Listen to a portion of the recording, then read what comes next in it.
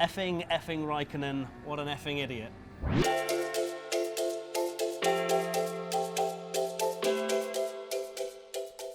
We have travelled all the way across the globe to New York City for the Gran Turismo World Tour esports event, and most importantly, to spend time on the simulator and give a team radio quiz to one of the greatest F1 drivers to never win a title, Juan Pablo Montoya. Hello everybody and welcome to New York. We're here at this Gran Turismo event and we have Juan Pablo Montoya. Hey. Gran Turismo, is it kind of one of those games that you really enjoy, or are you going to destroy me? Well, Gran Turismo is one of those games I used to play when it came out when I was really, really young. Now I got 3 kids. But I do a lot of simulators, but I try to do the bigger simulators. The ones that, you know what I mean, the feedback is heavier. You're actually worn out after a few laps. Right, Juan Pablo, we are now going to go on the simulators to have a test, a challenge, me versus you.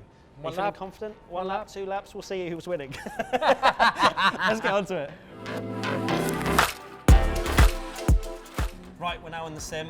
Juan Pablo, how are you feeling? We had a little race earlier, didn't we, at this Gran Turismo event? Yeah, it was good. It was fun, to be honest with you. I haven't played Gran Turismo in a long time, but it was good. Because you mentioned actually that you used to play on the controller, which is something that I can relate to. Like, I think anybody from my age or a little younger, you know what I mean, when Gran Turismo came out, we all played it, but we all played it with a controller. You know, the steering wasn't even an option back then. Yeah. So for those that didn't see, we were in a Pro-Am race, both of us. We were actually racing right at the top, weren't we, for 2nd and 3rd? Yeah. You did a little cheeky move on me. Gallagher's surely going to go defensive and force Montoya to take the long way round into the braking zone of turn 10 we go. Nearly down the inside and down the inside for Juan Pablo Montoya.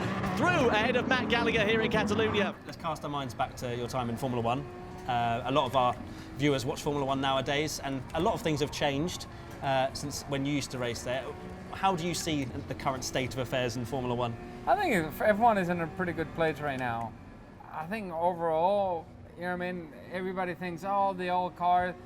Everybody remembers the old racing like it was always better, and I think F1 right now is in a really good place. The racing itself and everything works really, really well, you know? Now, you used to race against Michael Schumacher, one of your nemesis. How would you describe your sort of interactions and racing against Michael? Honestly, when I did it, we always looked at Michael like another competitor, you know? Michael wasn't, ooh, what the hell was that? Your ghost is heading off into the distance. Oh yeah, because I hit the rev limiter. When you're racing somebody, you can't think about, oh my God, he's Michael Schumacher, he's so good, you know? Can't be idolizing him whilst you you're going around the track. You can't think like that. So when you took yourself away from Formula 1, did you have that? Because I mean, a lot of Formula 1 drivers have mentioned the missing adrenaline or that sort of stuff. Did you miss it when you left, or was it kind of a case of just moving on? No, I think I had such a bad experience with the politicking in F1 that I didn't want to be part of it. Right, I'll let you have one more lap because we've got a little challenge for you now. Some of your best team radios, and then you're going to have to try and guess where you said them. We've seen a deer. Oh, deer. Yeah, deer. Like a horse with horse. I know. Oh, deer. 2001 Austria when the deer hit the track. And the guy, no, it's a horse with horns. I'm like, I know. A horse with horns. How about, there's quite a few swear words, we'll bleep that. I was coming quicker. Brilliant. I was coming quicker. Great job, guys. Brilliant. Maybe Germany? Yeah. Nürburgring. What year? The first year. 2001. When I beat Ralph. Right, next one. Because of Michael, don't worry about it. We have to do it. We have to do it. And you went, the effing idiot drove into me. Or Malaysia. something along those lines. Malaysia, which year? 2001 or 2? 2002. You're good at this. You remember this. You remember this stuff. Yeah, but yeah. I mean, to be fair, it's a difficult incident to forget, I imagine. No, but I remember because, like, if you look at the video, I gave him room and he slid into me, but I got blamed. Yeah. The problem is when I did F1, the stewards were these guys that have never raced, have no experience, and I always felt I was getting completely screwed. That's actually interesting because obviously we've had a few sort of controversial steward incidents in Formula One recently. Do you feel like anything needs to change in the stewarding process? For me, it's kind of crazy because I've seen things that are, in my opinion, are really unsafe, and nothing happens. But then you go and you see things that are just like a racing incident, but because it's for the lead, they make it a huge deal. So you think the same incident in the midfield just doesn't get seen the same way? Yes. It's interesting. I think a lot of people think that, probably you guys watching at home as well. Right, the final one, and it's probably my favourite. What a fucking idiot! It was qualifying, I think it was qualifying in Spa. I was in a really good lap and he was in the freaking way. I think a lot of people remember that one. It was a brilliant team radio. Do you remember what year that was? That was maybe 03. 02. Close though, close.